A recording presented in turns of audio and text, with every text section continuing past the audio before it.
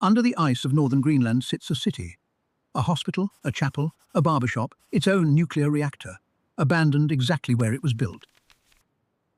The army called it Camp Century. Officially, it was an Arctic research station, testing how men and machines survive on top of a moving ice sheet. All of that was true. It was also cover. The research was real, the science was real, and the reason for building it was something else. The army intended to hide up to 600 nuclear missiles beneath an area of ice roughly 3 times the size of Denmark. Denmark itself was never told about any of it. To understand why anyone would build a city inside a glacier, look at a globe from directly above the North Pole, the way a missile would. From that angle, Greenland is not remote at all. It sits directly between the two superpowers, on the shortest line either could fire across. Construction began in June 1959. No rock to build on, only snowfield piling up for 100,000 years.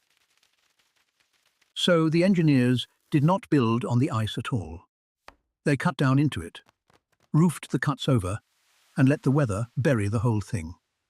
The trenches were cut with Swiss snow plows built for mountain roads. Machines made to clear alpine passes excavated a secret military base. There were roughly 2 miles of tunnels in all. The main one ran over 1,000 feet, tall and wide enough to drive a truck down the middle. Prefabricated buildings went up inside the trenches and stood clear of the walls, because a warm building touching ice dissolves its own tunnel. Powering it took something no expedition had ever carried onto an ice cap. The army brought in a nuclear reactor and installed it under the snow. It weighed 330 tons. Portable, they said, because it broke into airliftable pieces. They dragged it 138 miles. Once it was running, the camp had heat, light, and running water beneath the ice sheet, with as many as 200 men living down there each summer. A library, a chapel, a hospital, a mess hall serving hot meals, a barber shop with an actual barber, beneath a moving glacier. The army publicized it. Films, magazine spreads, a visiting Boy Scout. The least secret base ever built. Publicity was the point. A base nobody hides is a base nobody investigates. And there was something at Camp Century worth not investigating. In 1960 came an army report titled Strategic Value of the Greenland Ice Cap. Camp Century was not its subject, but its proof of concept. The project it described had a name that sounds like a joke until you read what it actually proposed. The army called it Project Iceworm. Iceworm was a rail network buried in the ice sheet, hundreds of miles of tunnel carrying nuclear missiles between launch points nobody could see. Report's logic? A missile in a fixed silo can be targeted. This force, the army wrote, would be hidden and elusive. New tunnels every year, missiles rotating between thousands of firing positions. A shell game under ice, with warheads instead of shells. The plan called for up to 600 missiles, not over a decade. 600 in the ice at once. The tunnel network would have covered around 52,000 square miles of ice, which is a number that means nothing until you compare it to something.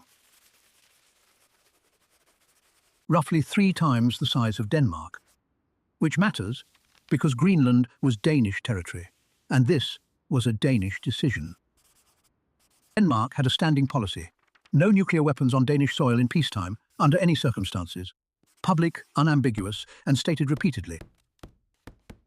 What Danish officials knew, and when, is still argued over by historians. The declassified record shows plainly that nobody in Denmark approved this. The full picture did not surface for another 30 years, and when it finally did, it came from a Danish government investigation rather than an American one. None of it was ever built. Iceworm died before a single mile of rail went in, and it died for a reason nobody could engineer around.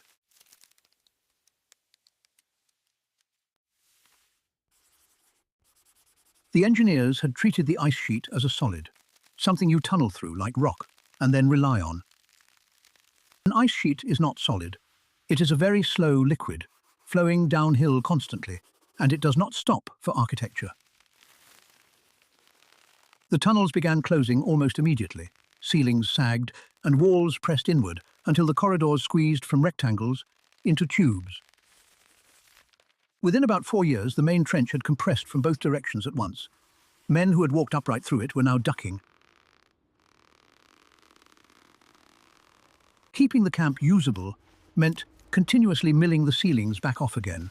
The base was not being maintained so much as re-excavated over and over. That settled it. You cannot store a nuclear missile in a corridor that changes shape every year or run a railway through it. The reactor went first. It was shut down in 1964 after under 4 years, having become expensive to run and pointless to keep running. The reactor was pulled out and shipped home, and the fuel went with it.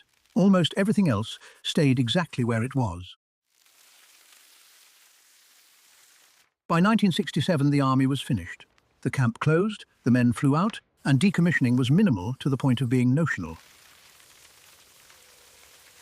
They left the buildings, the rail, the vehicles, the fuel tanks, the sewage, the coolant, the chemistry of a nuclear plant's plumbing, and closed the door.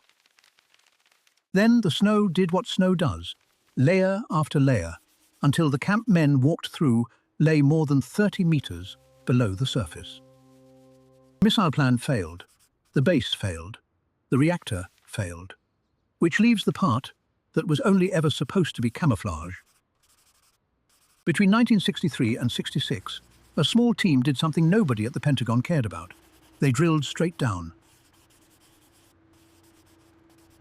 They pulled up ice in cylinders about 4 inches across, stacking a continuous column of frozen atmosphere, reaching further back with every meter. In 1966, the drill finally hit rock, 1,390 meters down. Nobody had ever cored a polar ice sheet all the way through before. Every layer was 1 year of snowfall, sealed and stacked in order. The ice had been keeping a record of the weather since long before anyone wrote anything down. Analysts measured oxygen isotopes through roughly 1,600 samples. The ratios encode temperature, so the column was a thermometer. What came out was a climate record reaching back around 100,000 years. Cold and warm periods, legible as tree rings. Nobody had held anything like it. That core, drilled as cover at a doomed base, founded modern ice core climate science. The missile network was fantasy, the reactor a mistake. The base collapsed. The alibi is the only part still in use. And there is one more thing in that core, at the very bottom, underneath the ice, which nobody looked at properly for more than 50 years.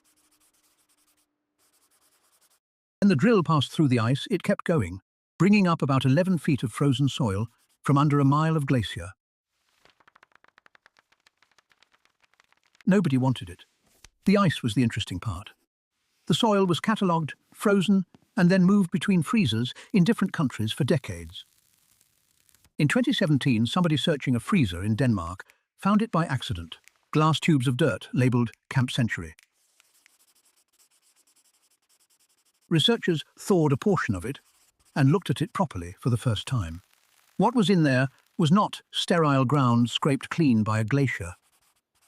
It was full of plants, twigs, leaves, moss, intact, things that only grow in open air from beneath 1,400 meters of ice. Which means that spot was not always under ice.